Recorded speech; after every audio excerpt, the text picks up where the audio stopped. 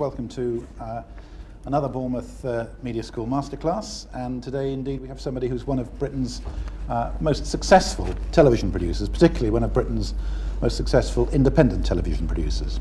He's chairman of Endemol, one of Europe's leading production companies. He's a non-executive director of Channel 4. He's given the McTaggart Lecture at the Edinburgh International Television Festival. He's given the keynote speech at the Royal Television Society's biennial conference. He was made a BAFTA Fellow in the year 2000, about 10 years earlier than most people get it. And he has an extremely distinguished, very young. Now, but I'd like to give you the sort of, when I was doing my research for this, I thought, well, how can I communicate the flavour of the man? And I eventually ended up at the Media Guardian's website, where Baz, as he's known to everybody, let himself be interviewed by the public. And he begins by saying, "Hello, darlings, apparently I'm online, welcome to my little show." So the first question begins, "Baz, I'm an experienced producer-writer, arrived from North America, and I'd like to know the most efficient way of presenting some great web TV projects to your company here in the UK. We've got some great ones. What's the best method?" Dave. Baz, "Email me and make bloody sure that the TV bit is a compelling experience in its own right. Only a minority of viewers will interact. What the majority want is excellent TV. And most of the ideas that come across my desk, completely forget that." Question number one. The next one I picked out, and I rather like this, because this is a man who was heavily tipped to become the chief executive of Channel 4. This is May the 2nd, 2001. "What would you rather be, chief executive of Channel 4 or chief executive of a United ITV?" Baz, "Neither. Now that summer's here, I prefer to be playing cricket." And finally, "What was the high point of your career as a BBC presenter and the low point?"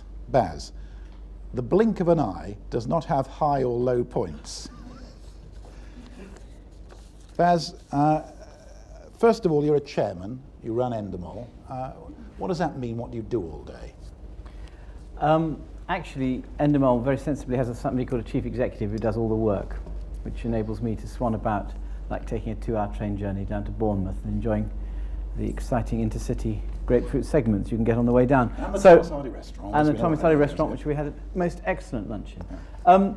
So I'm not actually, in the company, our production company, I'm not actually really concerned, although I'm on the board of it and answerable to our owners and so on. I'm not concerned with the day-to-day business running of it. I'm concerned with ideas. I was, for 4 or 5 years, called the creative director of it. I thought that sounded like a good idea for somebody working in television, where we'd always seem to have ideas by accident. And we weren't really trained to have them as they are in the advertising industry. So I thought we could steal a leaf out of their book. And I was recently made chairman for no other reason that somebody else wanted the job of creative director, so I had to give it up to him. So they called me something else. I was a bit disappointed, because when you told me a year or two back you were going to become creative director rather than managing director, I thought, what a good idea that is, because that's at the heart of what the business is about. And the truth is, Roger, I'm really still doing that job, but we've called somebody else creative director so he doesn't leave and keeps him happy. Because people worry about nomenclature a lot, but the truth is I'm really doing that job with that guy. So you're the most creative of the directors still? I am the person who most claims to be creative. But anyway, the accent's on ideas. And the serious point is, throughout your career, trying to nurture and identify creativity has been something you've increasingly spoken about, talked about, and I think thought about. Tell us a bit about your approach to the management of creativity. Yes, and a sentence first about the demand for creativity. I think in multi-channel television, it's quite different to when you and I started in television, which I think was about 1903, wasn't it, Roger? I remember the news of the reef of Mafeking coming through about the time we first met. I changed my name from Marconi. In multi-channel television, there's such a demand for clever ideas that put their head above the parapet. There's so much competition between the channels that I think there's much more demand for ideas now than there ever were. You could go out and make a documentary about a subject in the old days, and that was good enough. Now you've got to think of a higher concept which will implant itself in the mind of viewers in a more vivid way. And so I think television producers and television creators need to be more clever, basically. They need to be cleverer. So that's the demand side of it. The supply side of it, I really do believe that in television, I went into television in the late 70s, and we apparently had ideas by accident, and we were trained how to shoot interviews with people and not to, quotes, cross the line, if that means anything to anybody anymore. Who gave a damn about that in the first place? And how to edit, how equipment worked, and all this sort of stuff. But nobody ever said, this is how you have ideas, this is how you organize for ideas. And yet, sitting alongside the TV industry the whole time was the advertising industry, which lived or died by its ideas. And they had people called creative directors. So in about 1998, I thought, well, we better give that a go. So I called myself creative director. It seemed like a good idea at the time. There was nobody else in television called creative director. Now the BBC alone, I believe, has 22 of them. So maybe it was a bloody awful idea. I don't know. Time to become a chairman, obviously. But I mean, picking up that point, I mean, here we are in what we call a media school. I mean, how should we be training for creativity? Can you train for it? I think first, the sort of creativity we're interested in our company, and you'll have different disciplines people are studying here.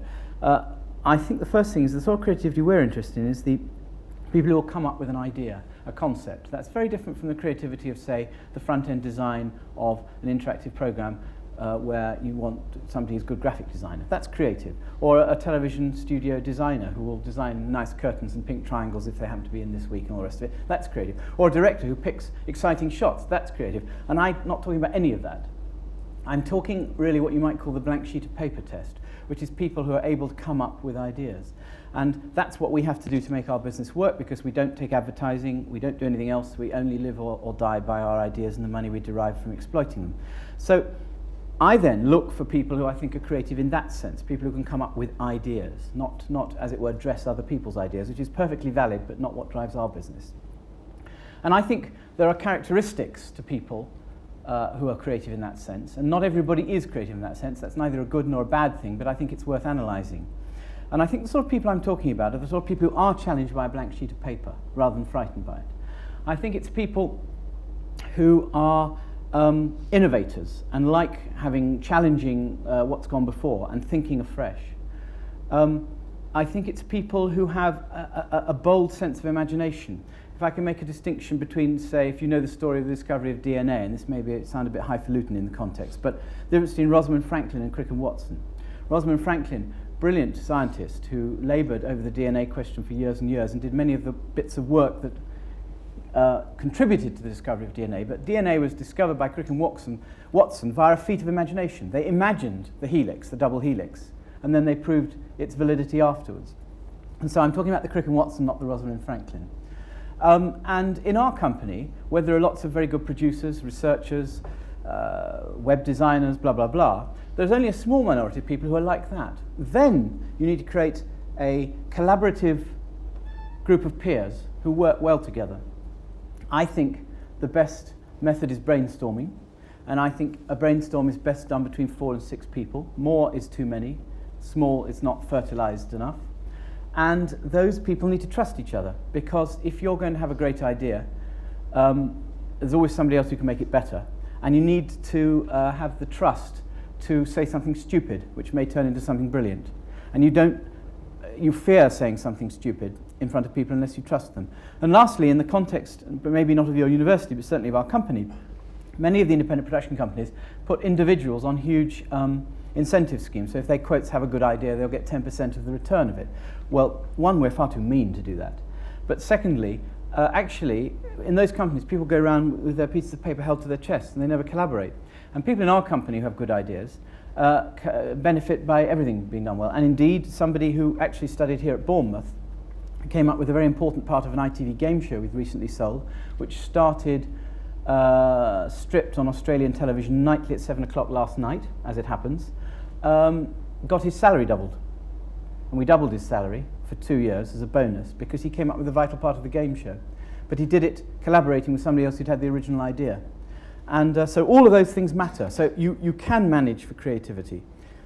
Then lastly, I think Greg Dyke, who was here recently, I was talking to his management at his request a few weeks ago, and he said, can large organizations be creative? And that's one of these big things managers always ask themselves.